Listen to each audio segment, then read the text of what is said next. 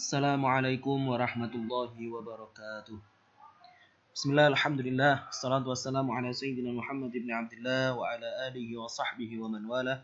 La hawla wa la quwwata illa billah. Allahumma ya wahhab alhimna as-shawab wa jannibna az-zalal.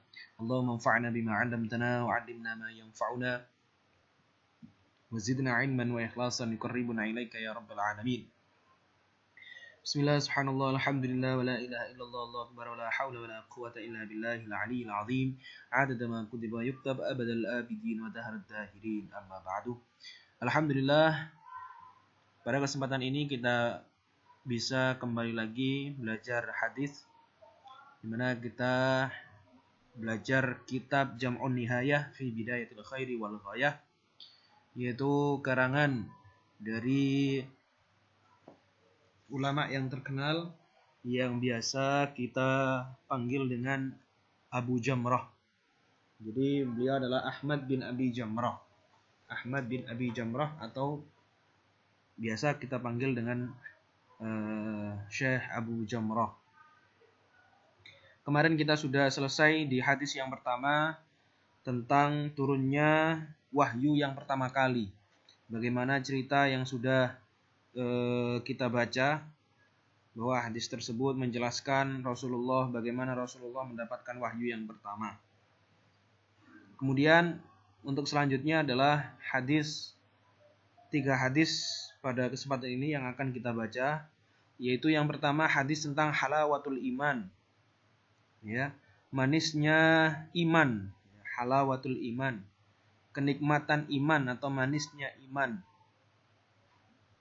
Kemudian yang kedua adalah hadis tentang alamatul iman hubbul ansor. Tanda-tandanya keimanan yaitu mencintai golongan ansor. Dan yang ketiga adalah hadis yang menjelaskan tentang ayat Al-Quran yang berbunyi wa in ta'ifatani minal mu'minina iqtatalu fa aslihu bainahuma. Seandainya ada dua kelompok dari mukmin yang saling berperang atau saling membunuh, maka fa aslihu bainahuma, maka damaikanlah kedua kelompok ini. Nah, ini adalah ketiga hadis, judul dari ketiga hadis yang akan kita baca pada kesempatan ini. Bismillahirrahmanirrahim. Qala al-muallifu rahimallahu ta'ala wa nafa'ana bihi wa bi'ulumi fid dharain amin amin ya rabbal alamin. Babun halawatul iman. Bab tentang manisnya keimanan atau nikmatnya keimanan. An Anas bin Malik, dari Anas bin Malik radhiyallahu, semoga meridhai, radhiyallahumma anhum, semoga meridhai, Allahumma, wahai Allah, anhum, atas mereka, anin Nabi sallallahu alaihi wasallam, dari Nabi Muhammad sallallahu alaihi wasallam, qala bersabda Rasulullah, qala bersabda Nabi, salasun, tiga perkara, man, barang siapa, kunna, ada ketiganya, yaitu tiga perkara. Kunna, ada ketiganya, dalam kurung tiga perkara. Fihi, di dalam man atau di dalam seseorang. Wajada, maka menemukan seseorang tersebut. Halawatal iman, kenikmatan iman.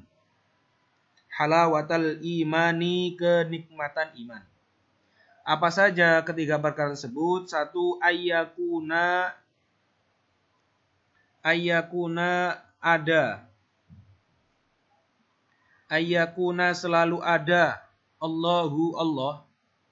Wa rasuluhu, dan utusannya Allah, yaitu Nabi Muhammad. Ahabba, itu lebih dicintai. Ilaihi, kepada seseorang tersebut, ilaihi kepada seseorang tersebut, mimma dari perkara siwahuma selain keduanya. Mimma dari perkara siwahuma selain keduanya. Keduanya adalah maksud keduanya siapa yaitu Allah dan Rasulnya yaitu Nabi Muhammad. Yang kedua, wa ayyuhibba dan selalu mencintai atau menyukai al-mar'a terhadap seseorang la yuhibbu tidak mencintai hu atas seseorang illa kecuali lillahi karena Allah.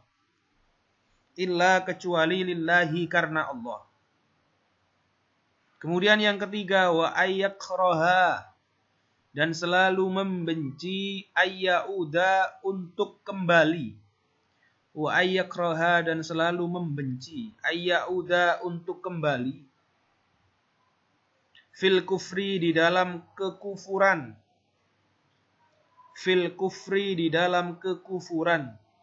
Kama seperti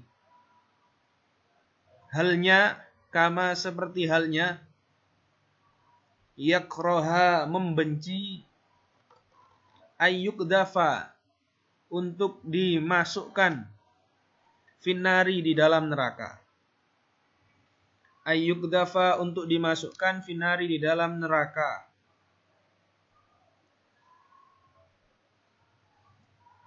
Ini adalah hadis yang menjelaskan tentang kenikmatan dari iman. Barang siapa, kata Rasulullah, terdapat dalam dirinya 3 perkara, maka dia akan merasakan kenikmatan dari iman. Apa saja? Yang pertama, kata Rasulullah,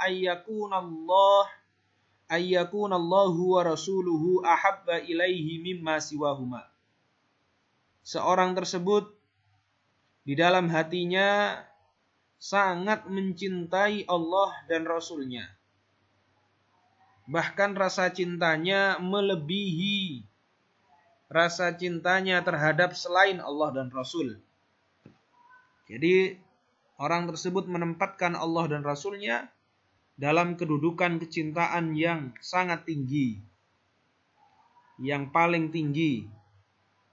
Itu yang pertama. Maka orang tersebut akan merasakan sebuah kenikmatan dari iman.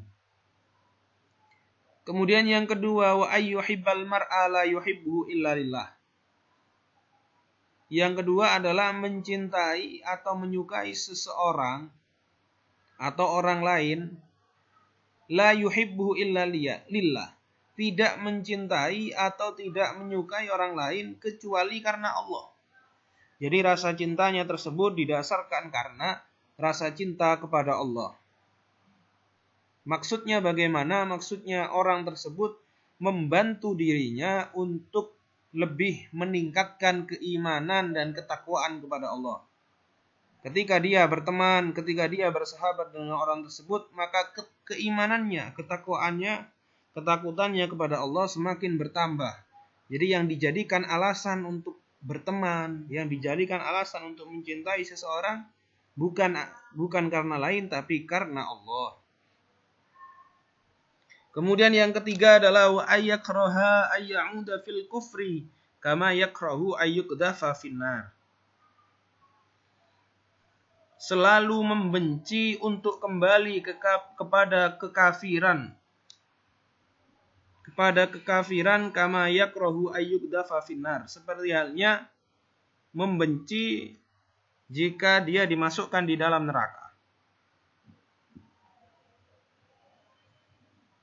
Jadi selalu beriman kepada Allah, tidak melakukan kekafiran, tidak keluar dari agama Allah. Seperti halnya bencinya dia ketika dia dimasukkan dalam neraka. Bagaimana seorang yang masuk dalam neraka? Pasti dia akan merasa tidak mau. Tidak akan mau untuk dimasukkan dalam neraka. Nah, barang siapa yang memiliki ketiga perkara tersebut, di dalam dirinya, maka dia akan menemukan kenikmatan iman, merasakan indahnya keimanan. Kemudian yang kedua, bab yang kedua adalah babun alamatul imani hubbul ansor. Tanda keimanan adalah mencintai golongan Ansor. Seperti yang kita ketahui bahwa Ansor adalah golongan yang tinggal di Madinah yang membantu Rasulullah ketika Rasulullah dan kaumnya atau kaum muhajirin yang berpindah dari Mekah ke Madinah membantu mereka di tanah Madinah. An Ubadah bin Samit, dari Ubadah bin Samit. Wa kana, dan ada Ubadah bin Samit, syahida, menyaksikan Badron, perang Badar. Wa huwa, dan Ubadah bin Samit, ahadun nuqaba, salah satu perwakilan. Ahadun nuqaba, salah satu perwakilan Lailatul Aqabah, di malam Sumpah Aqabah atau di malam perjanjian Aqabah. Anna Rasulullah sallallahu alaihi wasallam, sesungguhnya Rasulullah sallallahu alaihi wasallam, qala, bersabda Rasulullah sallallahu alaihi wasallam, wa haulahu, dan sekitarnya Rasulullah sallallahu alaihi wasallam, isabatun, golongan atau kelompok orang, min ashabihi, dari sahabat Rasulullah, min ashabihi, dari sahabat-sahabat Rasulullah. Apa yang dikatakan Rasulullah? Bayi'u, berbaiatlah kalian. Bayi'u, berbaiatlah kalian. Ni kepadaku. Allah tusyriku, untuk tidak syirik kalian semua. Allah tusyriku, untuk tidak mensyirikkan kalian semua. Allah tusyriku, untuk tidak mensyirikkan kalian semua, billahi, kepada Allah, syai'an, atas perkara-perkara. Syai'an, atas perkara-perkara. Wala tusriku, dan jangan mencuri kalian semua. Wala tusriku, dan jangan kalian mencuri.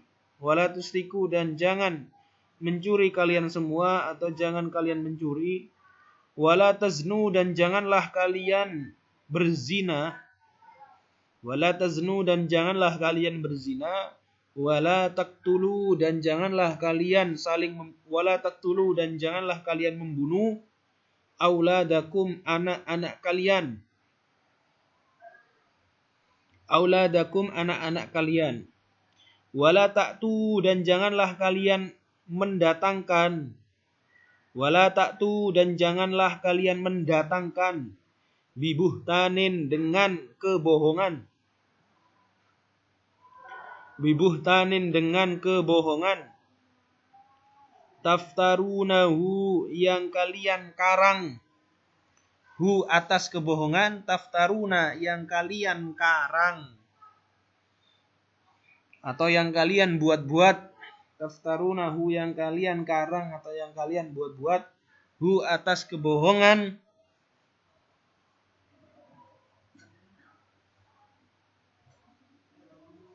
Baina aidikum, di antara tangan kalian. Wa arjulikum, dan kaki kalian.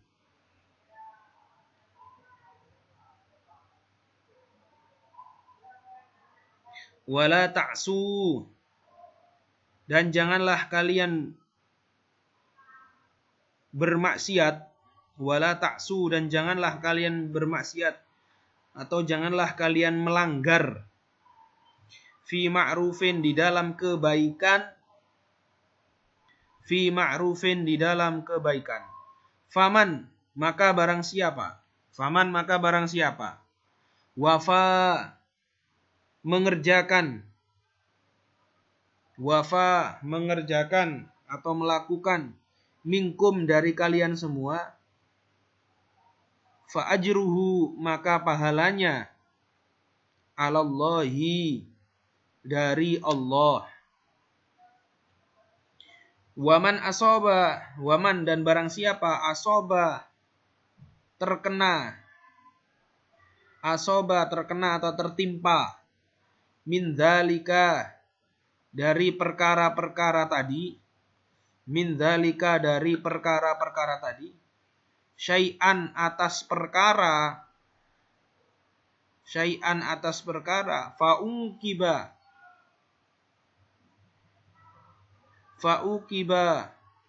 kemudian dihukum,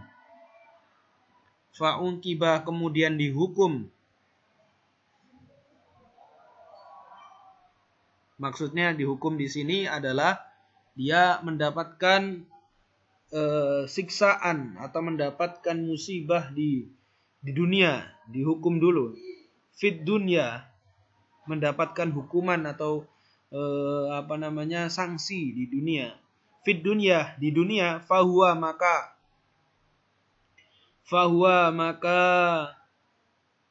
seseorang, fahuwa maka hukuman kafaratun, sebagai penebus, lahu terhadap seseorang,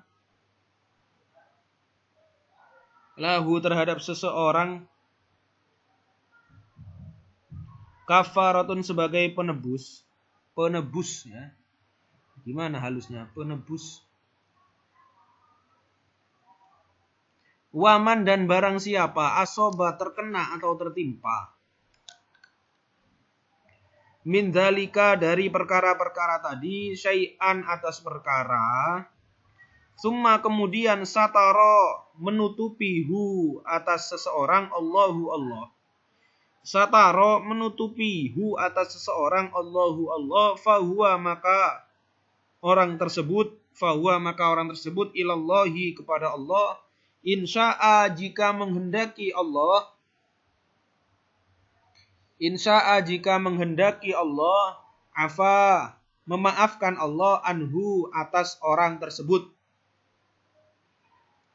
Wa insya'a, dan jika berkehendak Allah, aqoba, menghukum Allah. Aqobah, menghukum. Siapa yang menghukum Allah? Hu, atas seseorang, fabaya'nahu, maka kita berbaiat, hu terhadap Rasulullah,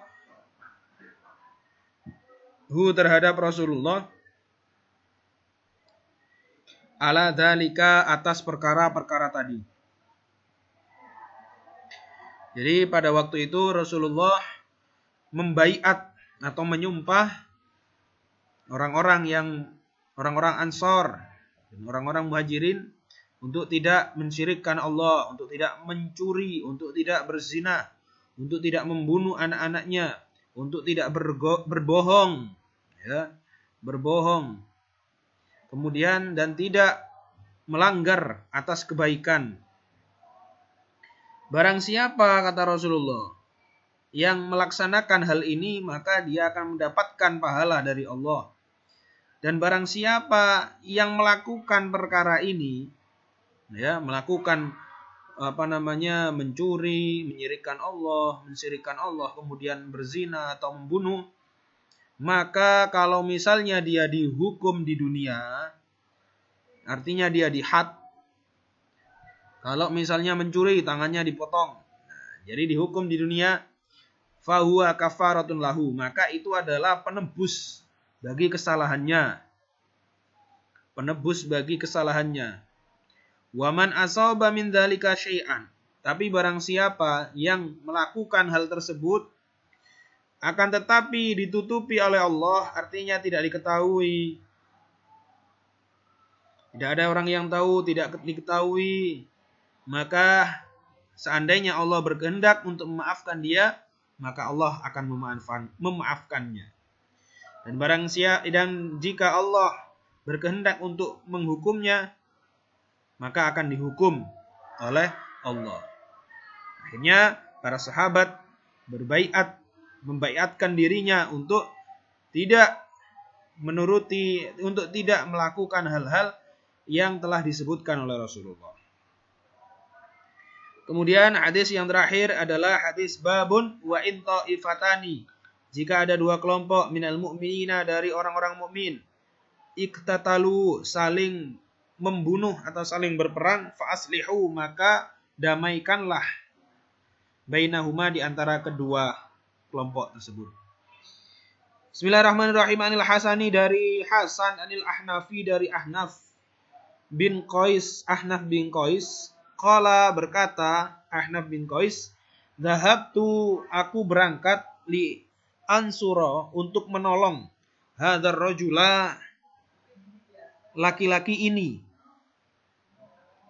falakia, maka bertemu ni denganku Abu Bakrah, faqala, berkata Abu Bakrah, aina turid, kemana kamu ingin pergi? Qultu, aku menjawab, ansuru, aku menolong hadzal rajul, terhadap laki-laki ini. Qala, berkata Abu Bakrah, irji, kembalilah. Fa inni, maka sesungguhnya aku, sami'tu, aku mendengar, Rasulullah sallallahu alaihi wasallam, yaqulu, bersabda Rasulullah sallallahu alaihi wasallam, idzal taqa, jika bertemu, al muslimani, kedua orang muslim, bisayfaihima, dengan kedua pedangnya, fal qatil, maka pembunuh, wal maktul, dan yang dibunuh, finnari, di dalam neraka.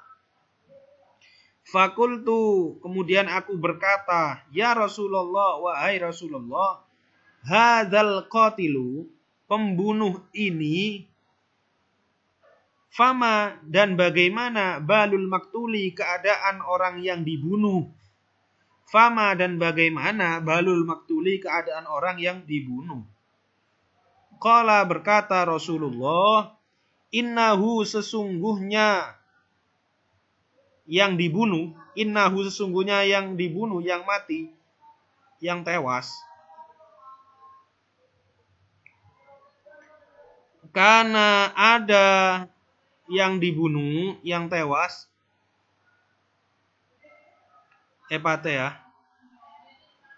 karena yang dibunuh, harison, itu menjaga, ala qatli sahibihi, terhadap pembunuhan saudaranya atau temannya. Ala qatli sahibihi, terhadap pembunuhan temannya. Jadi ini adalah hadis yang menjelaskan tentang dua orang Islam yang saling membunuh. Ceritanya bagaimana? Bahwa ada Ahnaf bin Qais. Ahnaf bin Qais pergi untuk menolong temannya. Ketika pergi, di jalan bertemu dengan Abu Bakrah. Abu Bakrah bertanya, wahai Ahnaf, mau kemana? Kemudian Ahnaf berkata, saya akan menolong seorang laki-laki itu. Kemudian Abu Bakrah berkata, udah pulang saja, gak usah ditolong. Sesungguhnya aku telah mendengar sabda dari Rasulullah sallallahu alaihi wasallam. Rasulullah mengatakan bahwa ketika ada seorang muslim, sama-sama muslim, bertemu dengan kedua pedangnya atau dengan alat alat untuk berperang atau membunuh, maka pembunuh dan yang dibunuh sama-sama masuk neraka. Akhirnya bertanya, siapa? Ahnaf ini. Abu Bakrah bertanya kepada Rasulullah, wahai Rasulullah, benar kalau misalnya yang membunuh adalah masuk neraka, tapi kenapa yang dibunuh kok bisa masuk neraka? Kata Rasulullah, innahu kana harisan ala qatli sahibi. Sesungguhnya orang yang dibunuh itu sebelum dia mati, dia juga berniat untuk membunuh temannya, untuk membunuh saudaranya sesama muslim. Tapi dia kalah, akhirnya dia mati. Nah, jadi sama-sama membunuh, sama-sama berniat untuk membunuh, maka keduanya finnari, di dalam neraka. Nah, ini adalah 3 hadis. Dengan demikian berarti kita sudah membaca 4 hadis. Semoga kita mendapatkan kemanfaatan dan keberkahan atas pembacaan hadis yang sudah kita baca sampai sekarang.